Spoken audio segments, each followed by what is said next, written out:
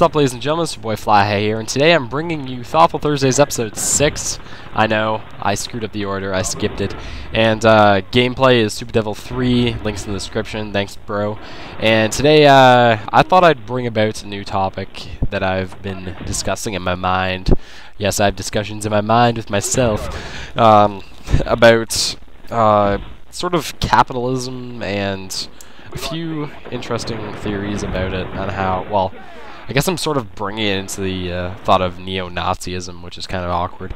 But anyway, I'm sort of bringing this about because our elections went on in Canada and this past week, and unfortunately, in my view anyway, we ended up, the NDP did lose, but it tripled the normal seats that, like, NDP is basically what I would view as, they have good rights, they have good views, and they unfortunately got 100, well, they got 100 of the possible 308 seats. Well, it's about 107, something like that, which is triple their old best showing, which was 30 seats. And unfortunately, we have a majority conservative government, which probably isn't the best situation for our country right now, in my opinion. But of course, everyone is entitled to their own opinion. This is just mine. It doesn't really matter what you think. Well, it matters to you, of course, and then it shouldn't matter to anyone else, and they shouldn't be able to change your opinion about things, or should be able to want to change your opinions. They want to voice them, sure, but that doesn't matter. Anyway, before I start, again, I know I just went on ramble about this. This is my opinion. I don't expect you to follow the same opinion. I don't feel that I should be trying to encourage you to think this way, but this is just how I feel about it. So, why don't I give you guys the first little blurb here I have. The definition for the word capitalism, which is essentially, in my mind, sort of a conservative sort of government, or at least the way our Canada's being ran right now with Stephen Harper, is that we're trying to get into more of a capitalist, capitalist anti-social society, somewhat like the United States of America.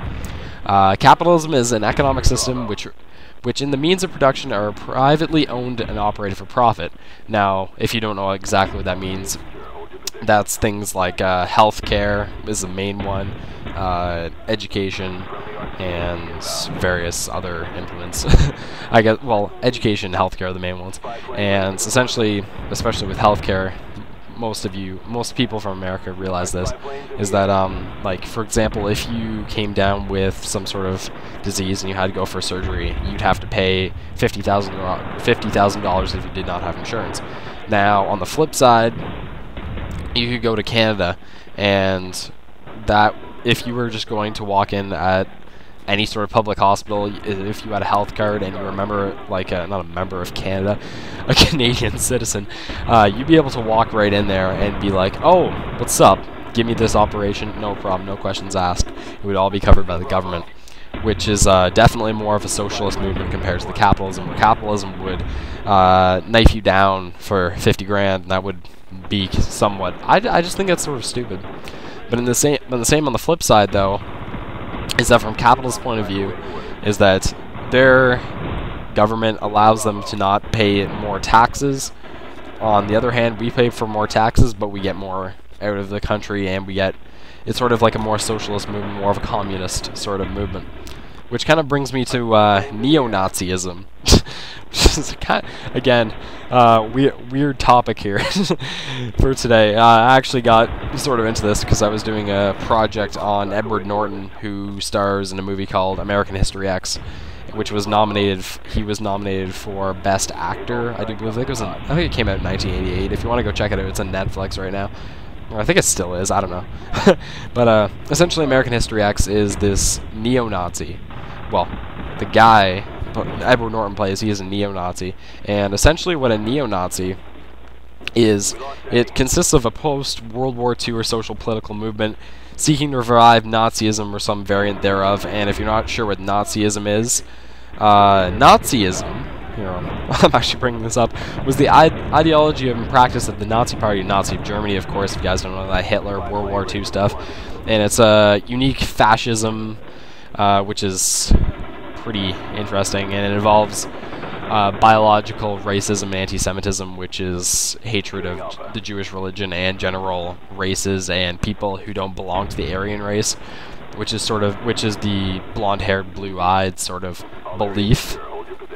And typical neo-Nazis of the United States, for example, they essentially stem from racism, homophobia, and they're very, very nationalist, and they believe that, like, for example, Mexicans and blacks are two main ones that they target. They're very similar to, like, a Ku Klux Klan sort of idea, but it's more based along the factors. It's like a dictatorship, capitalist sort of regime. It's really hard to explain, but sorry, excuse me. They're sort of classified as like, you might have heard the term white power. That's where they get it from, is these neo-Nazis, is that they're these white supremacists, and they're skinhead. Like, a good comment on them is they're skinheads. They typically have a lot of Nazi artwork on their body, which includes tattoos,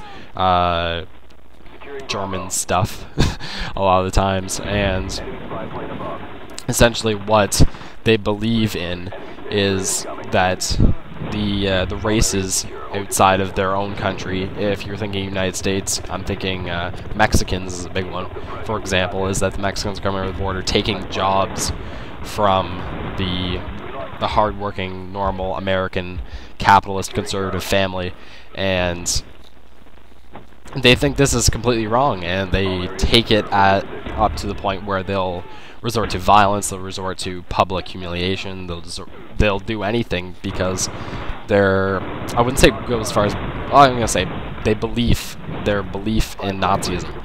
And it's quite an interesting thing. If you guys haven't seen American History X, you should probably go check it out. It's a really, really interesting movie.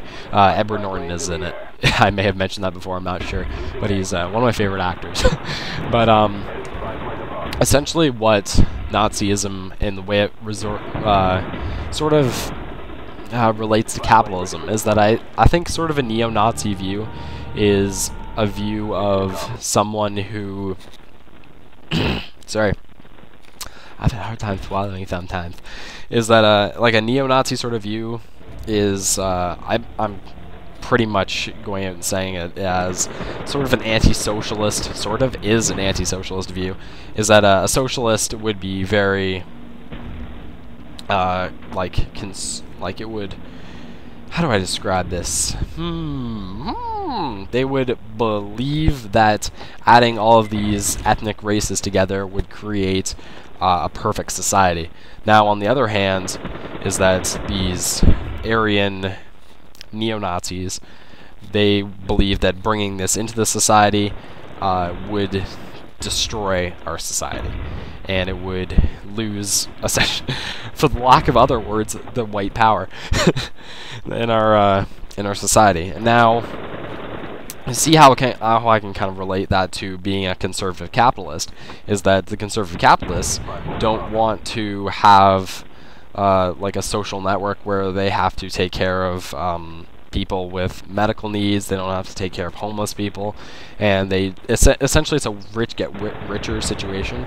That's sort of with the whole ideal with neo-Nazism too, is that the white race typically throughout history has been definitely written down as a superior race compared to most of the other races in history, which in my honest opinion is a little bit far out. A little bit is far out, honestly.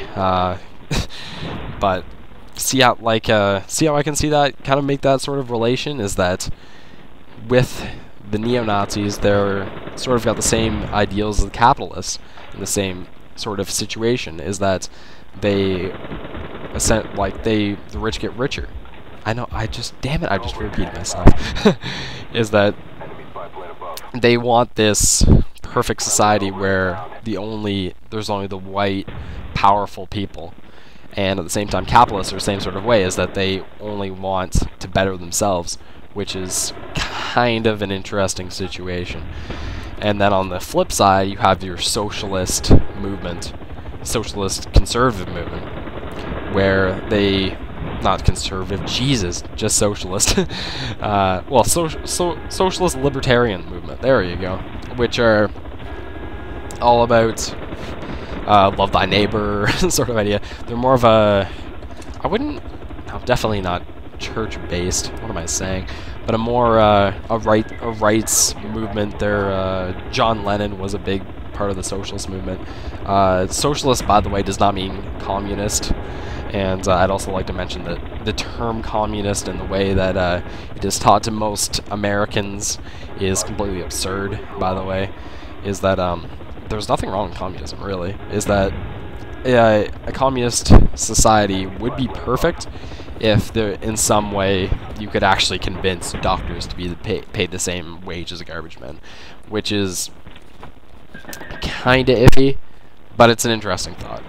Again, that's something for another commentary. That'd be an interesting topic to talk about, actually.